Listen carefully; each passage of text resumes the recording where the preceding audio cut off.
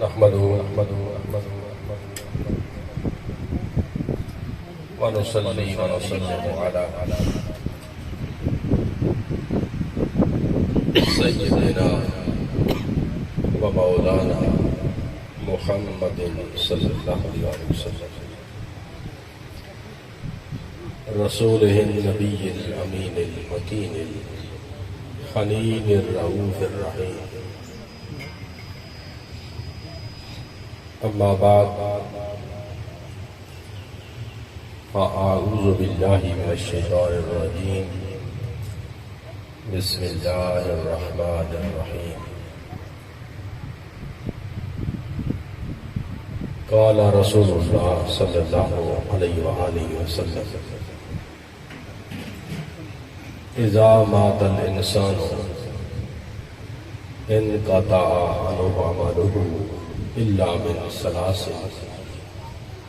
الا من صدقة جارية او علم ينتفع به او ولد صالح يدعو له او كما قال رسول الله صلى الله عليه وآله وسلم. الحمدللہ تعالی آج ہم اِسال ثواب کی محفل میں حاضر ہیں. اللہ رب العزت جل جلالہ کی حضور دعا ہے کہ رب ذوالجلال اس بابرکت محفل میں تبسم سے بھائی عمران صاحب کی والدہ مرحومہ کی بخشش فرمائے، ان کی قبر پہ اپنی رحمت نازل فرمائے.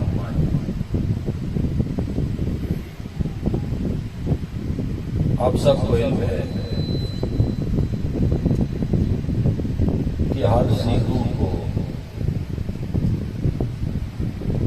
ہر جاندار کو اپنے رب کی طرف واپس لوٹ کر جانا ہے. اب انسان اور حیوان کے اندر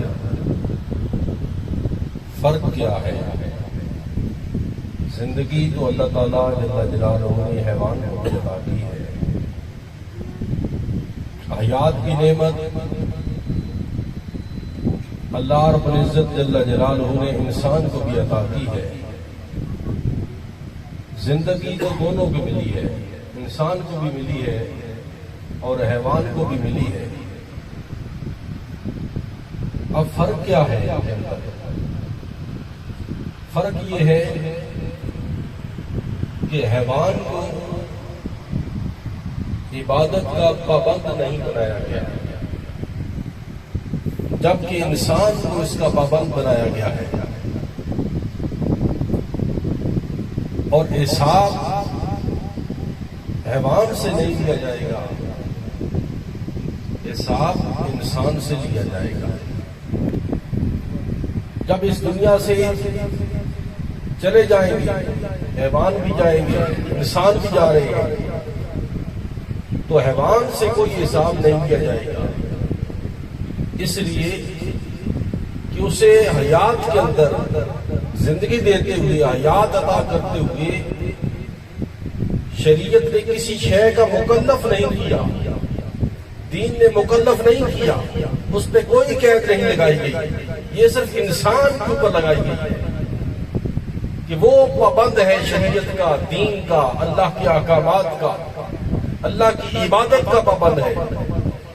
یوں تو ہر شے اللہ کی تسبیح بیان کرتی ہے، عبادت کرتی ہے، اپنے اپنے انداز کے اندر اللہ کی حمد بیان کرتی ہے، لیکن انسان کو اس کا پابند بنایا گیا ہے کہ جب وہ اس دنیا سے جائے گا تو قبر کے اندر ہی اس سے پہلا امتحان شروع ہو جائے گا.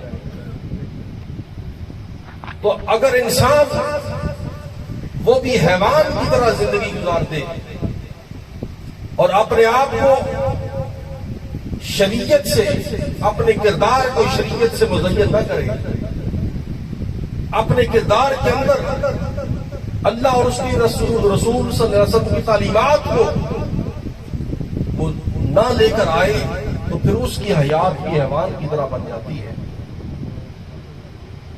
اس کی حیات اور پھر حیوان کی حیات کے اندر کوئی فرق نہیں رہتا، اور جس کی سیرت اور کردار کے اندر اللہ اور اس کے رسول کی تعلیمات کا رنگ نظر آتا ہے، جب وہ اس دنیا سے جاتا ہے تو اس دنیا کے اندر بھی اسے بشارتیں سنائی جاتی ہیں، جب دنیا سے چلا جاتا ہے، قبر کے اندر اتارا جاتا ہے اور لاحت کے اندر اتارا جاتا ہے تو اس قبر کے اندر بھی اسے بشارتیں سنائی جاتی ہیں۔ اگر ہم نے اپنی اور حیوان کی زندگی کے اندر کوئی فرق نہ کیا تو پھر انسان اور حیوان کے اندر کوئی فرق نہیں ہے۔ اللہ رب العزت جل جلالہ کے حبیب صلی اللہ علیہ وسلم فرماتے ہیں اذا مات الانسان انقطع عنہ عمله الا من ثلاث، بندہ تو دنیا پر بے شمار کام کرتا ہے، وہ ساری زندگی دنیا پر اپنے اولاد کے لیے مال کماتا ہے، جائز ناجائز طریقے سے کماتا رہتا ہے، زمینوں پہ قبضے کرتا رہتا ہے، وہ سارے حلال جائز اور ناجائز طریقے اپناتا ہے اپنی آنے والی نسلوں کے لیے، یہ سب کچھ کرتا رہتا ہے، لیکن وہ وقت اسے یاد رکھنا چاہیے کہ جب میں اس دنیا سے جاؤں گا تو میرے مربع، میرے قلعے، وہ سب کچھ بائیں پر پیچھے رہ جائیں گے، مجھے تو پھر اسی 2-4 گز کی جو قبر ہے اسی کے اندر اتارا جائے گا، اور وہاں پر جا کر اس کے سارے اعمال ختم ہو جاتے ہیں، جو کچھ اس نے کیا وہ سب کچھ دنیا کے اوپر رہ جاتا ہے، لیکن فرمایا 3 کام ایسے ہیں جو بندہ دنیا سے چلا بھی جائے تو پھر بھی وہ کام اسے ثواب پہنچاتے رہتے ہیں۔ وہ 3 کام کون سے ہیں؟ فرمایا صدقہ جاریہ ہے، کوئی ایسا کام کر کے گیا، اب یہ تینوں کام سامنے رکھیے، کوئی ایسا کام کر کے گیا جس سے اللہ کی مخلوق کو فائدہ پہنچا۔ صدقہ جاریہ میں یہ نہیں کہ انسان کو فائدہ پہنچے، نہیں، صدقہ جاریہ اللہ کی مخلوق کو فائدہ پہنچے، چاہے وہ انسان ہے، چاہے وہ حیوان ہے، چاہے وہ پرندے ہیں، جو بھی ہے، جب اللہ کی مخلوق کو کوئی فائدہ پہنچے تو اسے صدقہ سے تعبیر کیا جاتا ہے، وہ اللہ کی مخلوق کے لیے ہوتا ہے۔ تو صدقہ جاریہ صرف صدقہ نہیں، صدقہ جاریہ ایسا کام کیا کہ کام کرنے والا تو دنیا سے چلا گیا، لیکن جو اس نے صدقہ کیا وہ پیچھے ابھی بھی چل رہا ہے۔ تو صدقہ جاریہ کیا، صحابہ اکرام رضوان اللہ علیہ مجمعین کے درمیان ایک دن بات چل رہی تھی کہ یا رسول اللہ صلی اللہ علیہ وسلم ہم زمین کاشت کرتے ہیں تو پرندے آتے ہیں اور وہ دانہ اٹھا کے چلے جاتے ہیں، فصل کو کاشت کیا، حیوان داخل ہو گئے، انہوں نے فصل کو نقصان کر دیا، تو اللہ کے رسول صلی اللہ علیہ وسلم نے فرمایا یہ تمہارا کوئی نقصان نہیں ہے، یہ بھی تمہارے لیے صدقہ ہے۔ اللہ اکبر، فرمایا یہ تمہارا کوئی نقصان نہیں ہوا، اللہ پاک تمہیں اس کے بدلے اجر عطا فرمائے گا۔ حیوان کے منہ کے اندر تمہارے ہاتھوں سے لگایا ہوا دانا وہ حیوان کی خوراک بنا ہے، اللہ پاک اسے رائے گا نہیں ہونے دے گا، قیامت کے دن اس کا بھی اجر ملے گا۔ اللہ اکبر۔ تو صدقہ جاریہ کیا، صدقہ جاریہ کبھی مال کے ساتھ ہوتا ہے کہ اپنا مال خرچ کرتے ہیں اور مال کو خرچ کر کے اللہ کی مخلوق کو فائدہ پہنچایا جاتا ہے، کبھی صدقہ جاریہ انسان کے اپنے ذاتی کردار سے ہوتا ہے، انسان کی زبان سے ہوتا ہے۔ مثال کے طور پر یہاں پر 2 قبیلے ایسے ہیں جن کی آپس میں لڑائی جاری ہے، 2 خاندان ایسے ہیں جن کے اندر کوئی ناچاکی ہوگی اور وہ گھر ویران ہونے تک پہنچ چکے ہیں، اور اللہ کا کوئی نیک بندہ ایسا اٹھتا ہے جو ان اجڑنے والوں کو پھر قریب کر دیتا ہے، پھر انہیں ملا دیتا ہے۔ جو 2 قبیلے جو آپس میں ایک دوسرے کے خلاف اسلحہ اٹھا کے کھڑے تھے، قریب تھا کہ ان کی نسلیں بھی اجڑ جاتی ہیں، کوئی ایسا شخص اٹھا، اس نے دونوں کے درمیان صلح کرا دی اور اس جنگ کو ختم کر دیا۔ اب جب تک ان کی نسلیں، وہ خاندان اتفاق کے ساتھ مل کے رہتے رہیں گے اور چلتے رہیں گے، اس کا ثواب اسے پہنچتا رہے گا۔ اللہ، یہ صدقہ جاریہ ہے۔ تو تو دین کے اندر کوئی کام مشکل نہیں ہے، یہ ہم نے مشکل بنا رکھا ہے۔ ہر خیر کو صدقہ سے تعبیر کیا گیا ہے، ہر خیر اور نیکی کو صدقہ سے تعبیر کیا گیا ہے، اور جو نیکی چلتی رہتی ہے جس سے اللہ کی مخلوق کو فائدہ پہنچتا رہتا ہے، اس نیکی کو صدقہ جاریہ سے تعبیر کر دیا جاتا ہے۔ تو فرمایا ایسا صدقہ دنیا کے اندر، یعنی یہ ہمیں بتایا جا رہا ہے کہ ایسا کام کر کے دنیا کے اندر جاؤ کہ تم تو چلے جاؤ، تمہیں تمہارے کام سے پہچانا جائے، تمہارا کام تمہیں قبر کے اندر بھی ثواب پہنچاتا رہے، اللہ کی مخلوق اس سے فائدہ اٹھاتی رہے اور تمہیں قبر کے اندر بھی اس کا ثواب پہنچتا رہے۔